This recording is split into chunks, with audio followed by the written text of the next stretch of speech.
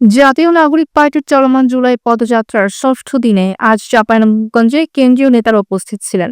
দুপুর ২টায় নওগাঁ থেকে তারা শান্তি মোড় এলাকায় পৌঁছান। এরপর বাতেনখার মোড় ও নিমতলা হয়ে নবাবগঞ্জ সরকারি কলেজের সামনে আয়োজিত পথসভায় মিলিত হন। পথসভায় এনসিপির আহ্বায়ক নাহিদ ইসলাম বলেন, আমরা এসেছি জুলাই অভ্যুত্থানের বার্তা নিয়ে, যা ইনসাফ ভিত্তিক রাষ্ট্র গঠনের স্বপ্ন দেখায়। আমরা বৈষম্যহীন বাংলাদেশ চাই। নাহিদ ইসলাম আরো বলেন, চাঁপাইনবাবগঞ্জ মানে সীমান্তে কাস্তে হাতে বসে থাকা সেই কৃষক।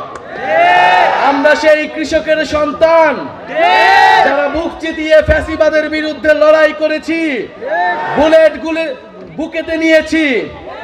আমাদের এই আজকের সমাবেশেই আমাদের সাথে রয়েছেন একজন শহীদ পরিবার। এই চাঁপাইনবাবগঞ্জের মাটিতে যার জন্ম, শহীদ তারেক হোসাইন।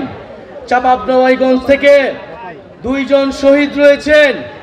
এই 2 জন শহীদ গণ অভ্যুত্থানে নিজেদের জীবন বিলিয়ে দিয়েছিলেন। এত ঐতিহ্যবাহী জেলা হওয়া সত্ত্বেও এই আমকে, এটাকে শিল্পের পর্যায়ে নিয়ে যেতে, এটাকে বিশ্বের বুকে তুলে ধরতে, এটাকে রপ্তানি করতে কোনো ধরনের উদ্যোগ আমাদের কোনো সরকারি ন্যায় নেই এখন পর্যন্ত।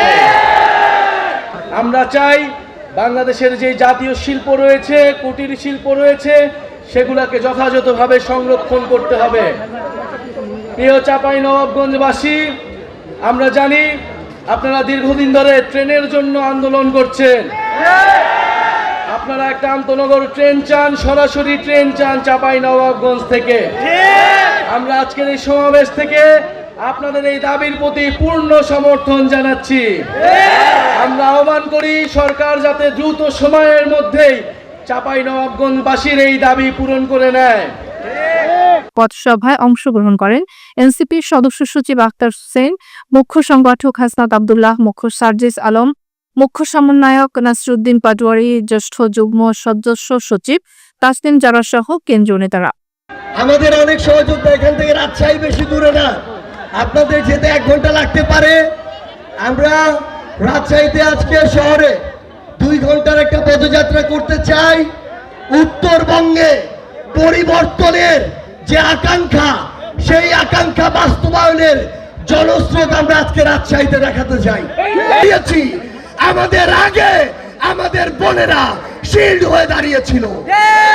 বিকেলে চাঁপাইনবাবগঞ্জ এনসিপির কার্যালয়ের উদ্বোধনের পর নেতারা রাজশাহীর উদ্দেশ্যে রওনা দেন।